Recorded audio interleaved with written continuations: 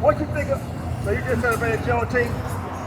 Oh, praise, man. So I got a question. Hey, are we free as a people? We out here to teach the 12 tribes of Israel the true gospel. I understand we have to celebrate something Native Americans to are try to give us some type of hope. Hey, but you already know what to do. Juneteenth is still not a freedom day. Subscribe right now. Right. So we're trying to show people how to get actual freedom out of the scriptures to show that Christ is dealing with the so-called blacks, Hispanics, Native American, and he's going to save those people.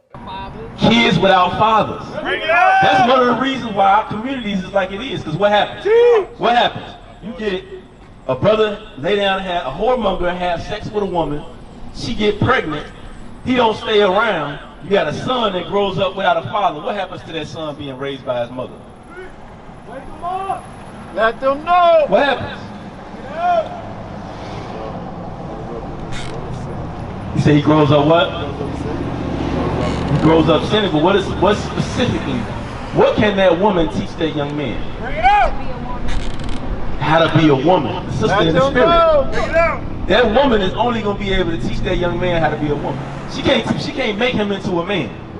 She can't teach him how to be a man because she's not a man. So what that young man going to grow up doing, he's going to grow up and learn the behaviors of his mother.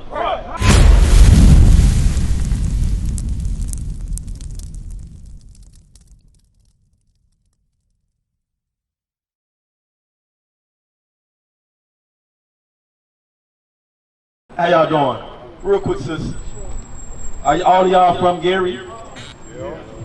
Y'all been here all y'all life? So I have a question for y'all. How do we fix the streets of Gary? What do we have to do to fix Gary? You said come together as a community? Okay, what you think, sis? Same thing. What y'all think? Same thing. Get Zephaniah 2. What you think? Come together as a people. What about you, bro? Come closer. Bring it in. What you about you on the bike? What you think? We gotta stop killing each other. Stop spending money with the other race. Stop spending money with the other race. Okay, now everything that y'all said is all valid. That's how we build. But to be a little bit more specific, can we? So let's say we come together and gather as a people. We come together and gather, and we come as a community. We start coming together. Would us coming together be effective if we got thieves among us? Right. If we got murderers among us? Right. Will we really be able to build? We wouldn't fix it, right? So we have to be very specific, because we can come together as a community, but the behaviors that come behind that, what is the standard that we're going to set to be able to say, hey, we're going to come together as a community, but hey, you know what? This is the guideline that we're going to follow. Bring it out. Read that. This is the book of Semachiah, chapter 2, verse 1. Bring it out. Gather yourselves together. So this is the Bible, which y'all said is right, because this is the Bible. The Bible said, gather yourselves together. Hey, my brother, walking away. Come on. I want to build with y'all. I want us all to collectively speak about the things that's going on. I know you've been here for a while. I know. But come in, let's bring it in closer. Because we out here for y'all. We want to see our people grow and get better. We want to see Gary get where it needs to be. Us as a people, because the way we live in Gary, this ain't our life. This ain't how the Most High ordained for us to live on this earth. To look around in our community and see boarded houses all over the place. To see our young men killing each other in the streets. This block against that block. That ain't living. That ain't how we supposed to live. Read. Gather yourselves together. Yea, gather together, O nation not desired. So now it says, gather yourselves together, O nation not desired. What nation of people on this earth is not desired? What you think, sis? I'm just standing here. Sis, we having a collective. Don't feel embarrassed. It says, "O nation not desired." What nation on this earth is not desired? What nation on this earth is not desired? Our nation. Would y'all agree with that? Because when we move into a community, what happens? If all of us went into When we go into a community that's a white community, so let's say, and we start moving in bulk, what happens? They start moving out. They call it white flight. What happened to Gary? They left, and what happened after they left? This is what happened, what we see. That's why Gary look like it is. Everything is beat up.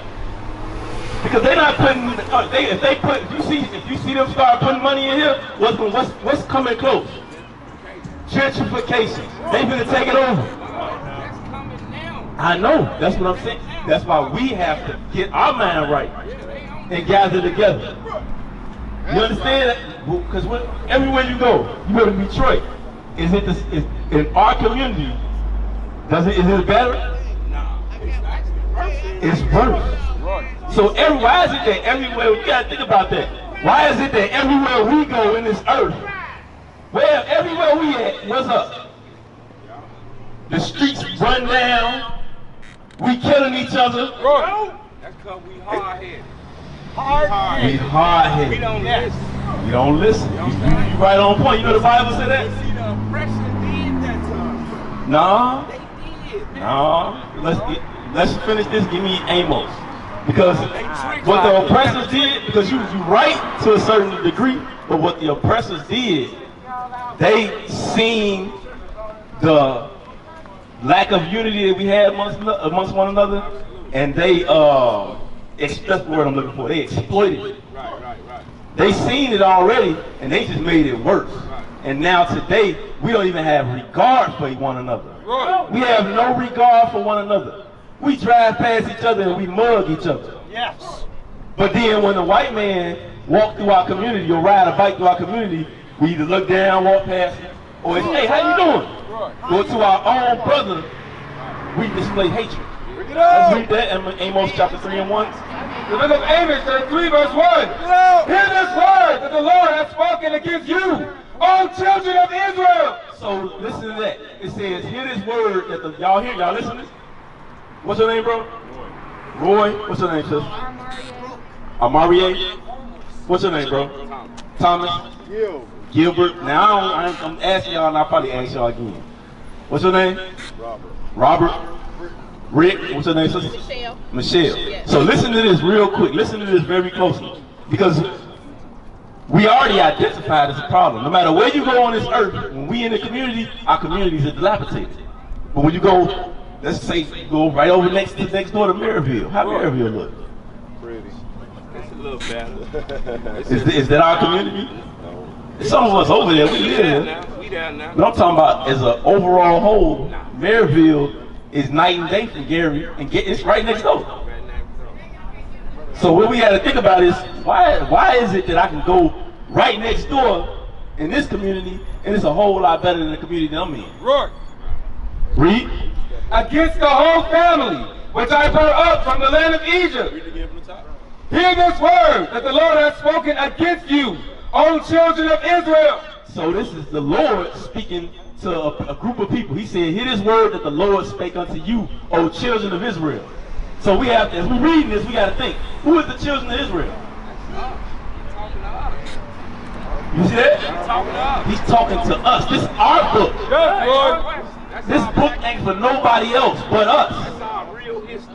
Exactly. So here he said, hear this word that the Lord has spoken against you, O children of Israel. Read.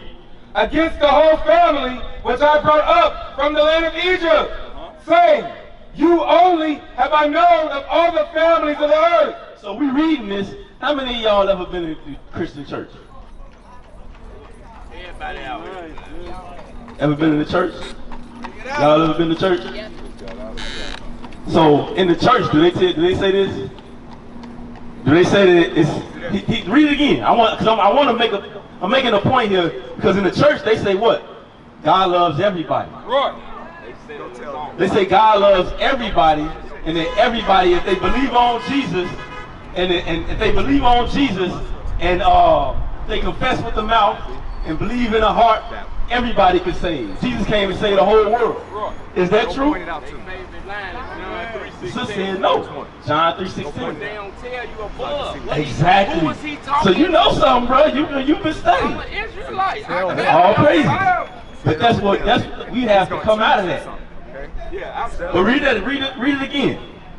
You only have I known of all the families of the earth. So the guy said, he said, you only have I known of all the families on earth. How do you get John 3:16 from that?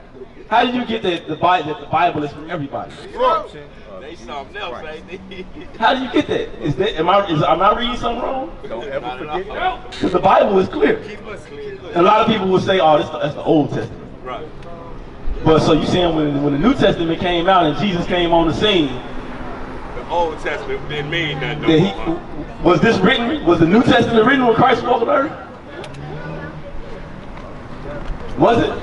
You say was the New Testament? Was the New Testament written when Christ stepped on the earth? No. So if he was preparing us for what was to come, you mean to tell me he gonna teach something contrary to what we read in the Old Testament? You understand? So what the Christian church has done is taught us another doctrine from another God.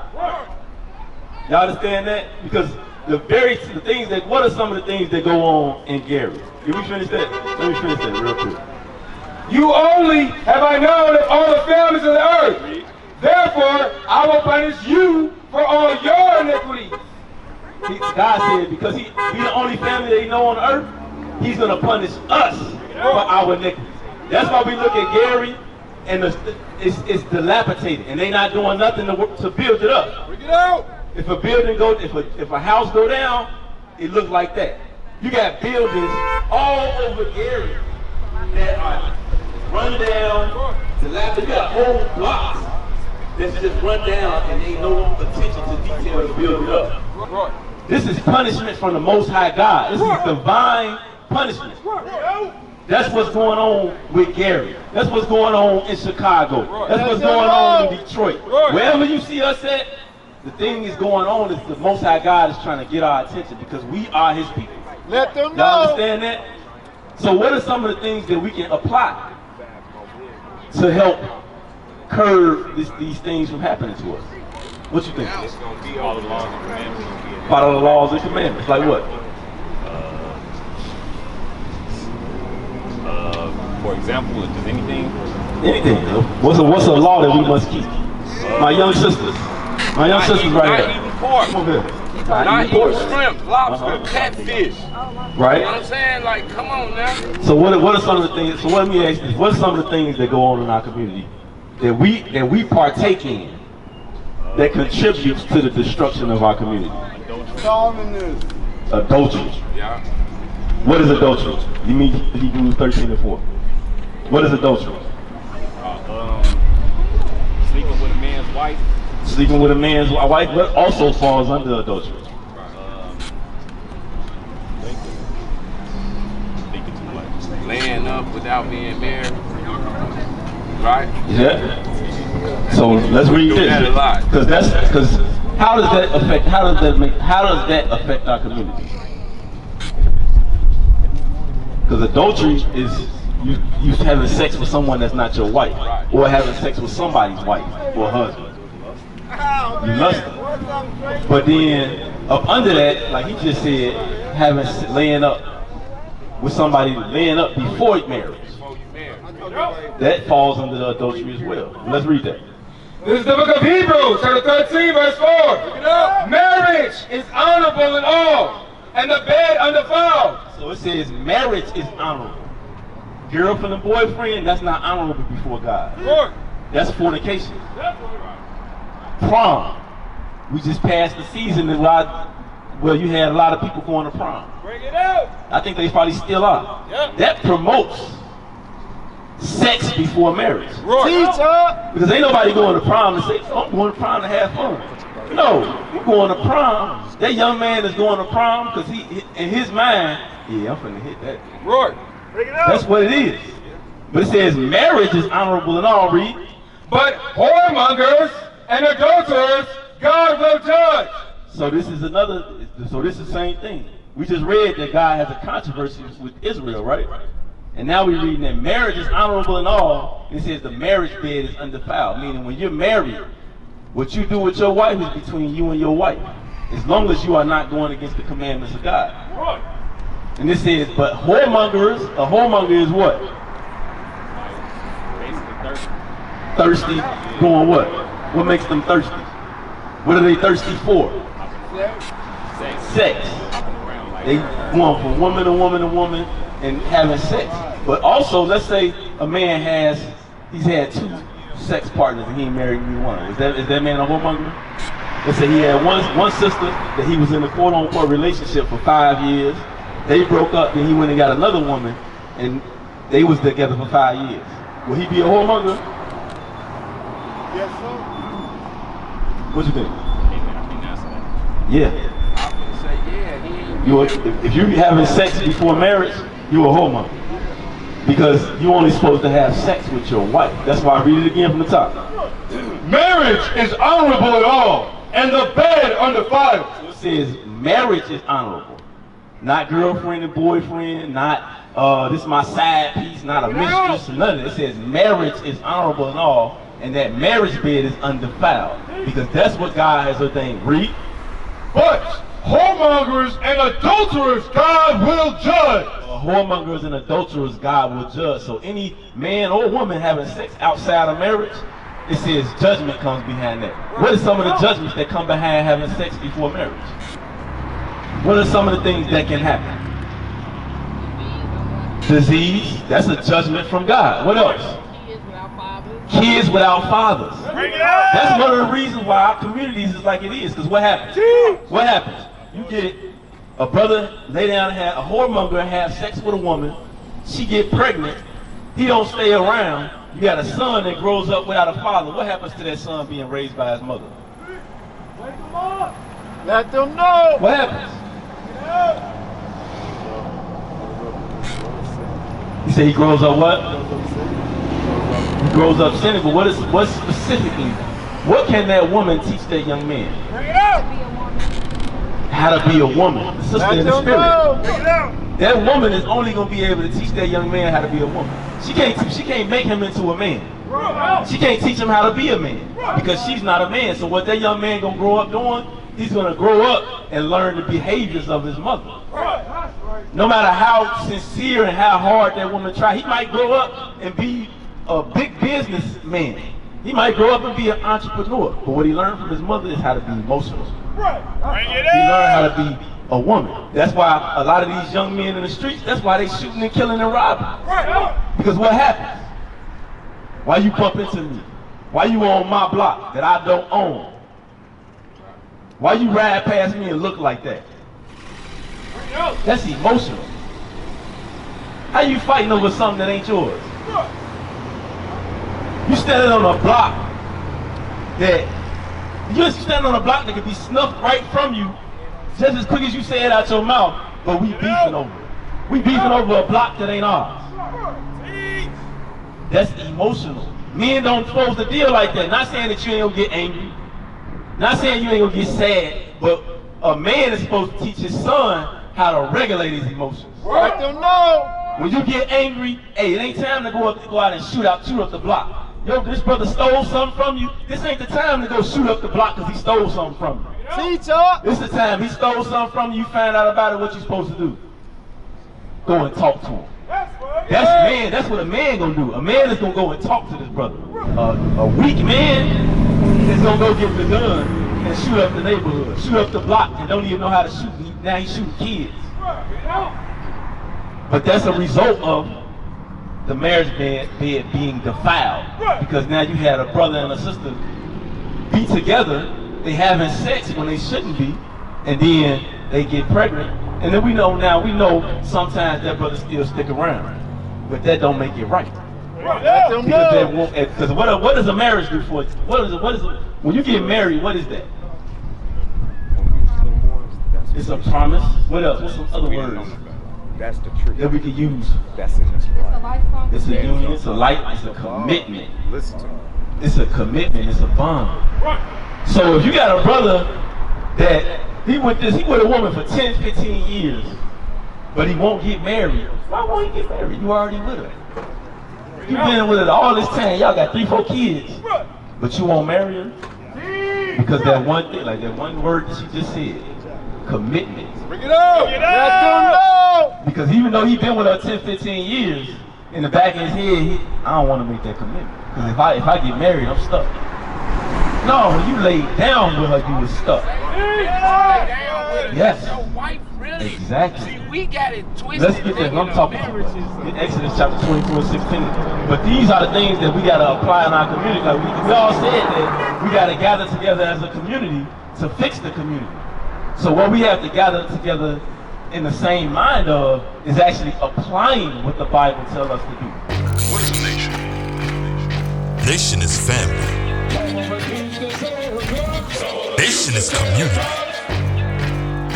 Nation is men leading by example. Nation is women's support. Nation is children with role models. Nation is unity. Nation is